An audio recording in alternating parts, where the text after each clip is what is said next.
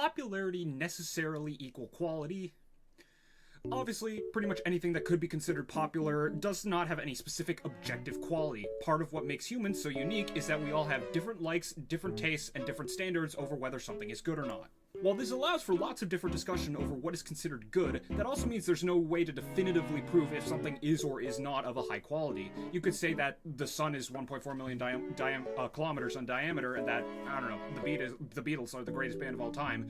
And while the thing about the sun has an objectively verifiable statement, but no matter how popular the Beatles get, those millions of listeners will never be able to prove that they are the greatest band of all time. Because guess what? Music quality is subjective.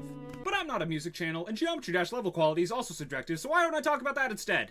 When you look at the 10 most popular extreme demons in Geometry Dash, Bloodbath is by far the most popular extreme demon, with a lead of over 3 million likes over the second most liked extreme demon, Cataclysm. Yatagarasu and Bloodlust are both locked in a tight race for third, which each having over around 1 million likes. Rounding at the bottom are Slaughterhouse, Sonic Wave, Phobos, Sucoup in Hell, Hypersonic, and the Ultimate Phase. Now, this is all fine and good, yes. However, only 3 of those levels are what I would consider good. Cataclysm, Yatagarasu, and Bloodlust are the only 3 of the top 10 most liked extreme demons that I would consider good levels. The rest are made up of 1 level that's really only good in the context it existed in, 1 level that you either love beyond belief or consider it the 8th deadly sin, and 5 absolute dumpster fires. Yes, I just called Bloodbath bad, burn me at the stake, I don't care, it is easily the worst extreme I've ever beaten.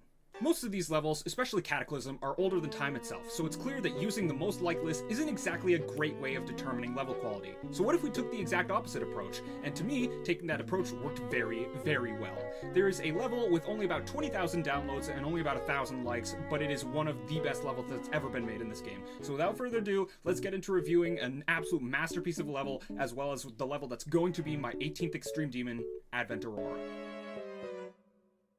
For as long as I can remember, I've had this weird obsession with outer space, and I'm not really sure what caused it. My best guess is that it's the thought that, despite how big the planet seems, in a vacuum, we're not the only things in the universe by a long shot. It also might be because space, despite all of the giant structures and pretty lights and wonders of nature that are only possible because of a ridiculously rare combination of circumstances, it's still relatively lonesome. There's a lot of empty space in between everything. It's almost peaceful. Now, maybe that's just the autism and introversion in me talking, I don't know. But whatever the case may be, outer space appeals to me like almost nothing else does. And with there being so much stuff in space, there's bound to be a ton of instances of sites that we could only dream of having here on Earth. The Great Red Spot of Jupiter, the famous rings of Saturn, all of the craters and valleys on Venus. It's all absolutely stunning, and if not for the deadly conditions of each planet, not to mention the vacuum of outer space to begin with, I guarantee you'd have people shelling out billions of dollars just to get the chance to see those things up close. But just because most of the solar system's greatest sites are on the other 7 of the 8 planets, doesn't mean that there isn't stuff worth seeing on Earth, too. Sometimes, some things that fascinated me as of late are the Northern and Southern Lights, which are both absolutely gorgeous, at least in my opinion, and something that I really hope to be able to see in person at some point in my life. Now, some Geometry Dash creators, and yes, I'm finally getting back on track, have agreed with me on this point, and they've tried making levels exactly like this themselves. Unfortunately, as of me recording this, there's only 2 that I can think of. One of these levels is simply titled Aurora, made by a creator named The Chris. And what am I looking at here? This is the mixed bag of all mixed bags. A big chunk of the level actually looks pretty decent, but then you have some other parts that just look empty and dead, and the gameplay makes about as much sense as my videos. I mean, I think the first swing copter is a pretty good indicator of what you have to go through if you want to beat this level. And not to mention, the Aurora part only takes up 1 part of the level, and that only lasts for about 10%, and even though it's still the best and most memorable part of the level, it's still way too short. But that level isn't the point of this video, so I'm not going to give it any more time. The actual point of this video is reviewing the other level of those 2, which is, in my opinion, significantly better in every single metric. So, let's jump in.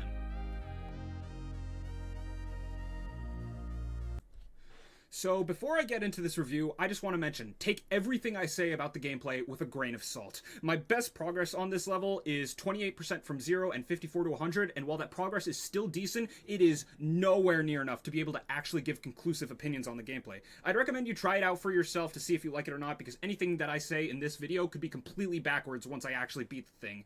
Hopefully that's not the case though, because I really love this level, so now we'll actually get into why. So, like with the Sun Vanish, a lot of this focus of this review will be on the decoration of the level, but since the gameplay is hard enough that I've actually spent quite a bit of time practicing it, I'll have more to say on it than I did with the Sun Vanish. At least, I think that's how it works. Now, first half heavy levels aren't usually the most popular things ever in the Geometry Dash community. I don't agree with this opinion at all, because I'd much rather have a decent shot at fluking the entire level and really be able to push my nerf control to the limit than have to sit through what's effectively an auto-scroller before getting to the only hard part of the level at 80% because the creator doesn't care about proper balancing. Advent Aurora is definitely a first half heavy level, with the hardest parts being the pre-drop and the duel around halfway through the level. But guess what? Both of these parts get incredibly consistent with practice and enough time. Not to mention, everything in between those two sections, minus a somewhat awkward transition at the beginning of the drop, is really, really, really fun. You might recall that I've given criticisms to levels like Stalemate Redux in the past for the UFO parts at said level being awkward and somewhat unfun to figure out, but Advent Aurora is successful in managing to avoid the same trap because I have pretty much no complaints about any of the UFOs in this level. The elephant in the room with this level's gameplay is the duel. It's only a few seconds long, but it's genuinely the hardest part of the level, as well as one of the only awkward parts of the level. But even then, it really isn't that bad. It's definitely quite a bit to get used to at first, but once I had it actually figured out, I'm able to do the entire part pretty much every other attempt. It's still pretty fun despite the awkwardness, and probably one of the most satisfying parts of the entire level. Although the original layout showed that this was originally a cube/ball duel and not a cube/robot duel. I wonder how that would have played as a replacement for the current duel. Anyway, now it's time for me to talk about the level's decoration. Looking at the creator's lineup of levels, it doesn't seem like they have too many major projects under their belt, so the fact that something this good came from such an unknown creator is absolutely wild to me. Pretty much the entire level looks absolutely stunning visually, and each part has something distinct about it. You've got the more subdued designs and colors in the pre-drop, the crazy colors of the drop, and the bubbles that seemingly lift you up into the post-drop, but for the entire runtime, the theme of Aurora is strewn in various places throughout the level. But unlike most levels that have details like this, it's just subtle enough to not take away anything from the main details of the level, which is a balance that I feel is very difficult to master. One thing I want to show off specifically is the transitions between the parts in the drop. Especially with the second one, there's this tiny window where the entire level seemingly stops, but then all the details of the part are thrusted out at full force. I think one of my favorite details in the entire level are whatever this is. I don't know how to describe it, but the shapes put up against the stars in the background are incredibly cool. I also want to take a moment to commend the creator for their exceptional color choices and combinations throughout. As we saw in the other Aurora-themed Extreme Demon, colors in this theme are something that isn't exactly easy to get right, but the other one doesn't do the best job of it. This, on the other hand, knows when to pop out the crazy colors just as well as it knows when to keep them hidden, which I am a massive fan of. To be quite honest, my favorite part of this level decoration-wise is probably the first cube in the post-drop, just because of how well it meshes together all of the aspects that I've already discussed. While the warmer colors shown throughout most of the level still work incredibly well, I think this type of style shines most when greens, blues, and purples are used. This part is a big example of the subtle details that I mentioned earlier, because all of the various details throughout the background are probably not ones you'd see unless you were specifically paying attention to it, but the details themselves still add so much life and so much depth to the part. This is where I think Ultimate really nailed the style they were trying to go for. It's one of the best and also one of the most memorable parts in the entire level. And of course, what would a review of this level's decoration be without mentioning the end screen? I think this is genuinely one of the best parts of the level. It advances everything that the one part in regular Aurora did well, while also minimizing the aspects that it didn't do so well, and the end result is absolutely stunning. Going back to the "does popularity necessarily equal quality" comment at the start, I think the video you've just watched is enough to show you my opinion on the matter. Advent Aurora is without question one of the best levels that has ever been made in this game. You might be asking, well, if it's so good and if it's within your skill range, why haven't you beaten it yet? That is an excellent question, and the answer to that question is, I'm going to. The day that this video comes out, I'll be doing my first stream of the level here on YouTube. I don't expect to beat it, especially considering I'm not the best at 28 to 54, but it'll still be a really fun time, even though I haven't streamed for over a month and I'm probably really, really rusty. Before I end the video, I want to encourage you to go subscribe to the creator of this level, Ultimate, who I think is really, could go on to be really, really good. So I will leave a link to their channel down in the description, and I'll also flash it on screen right here. So yeah, that's gonna be it for this video.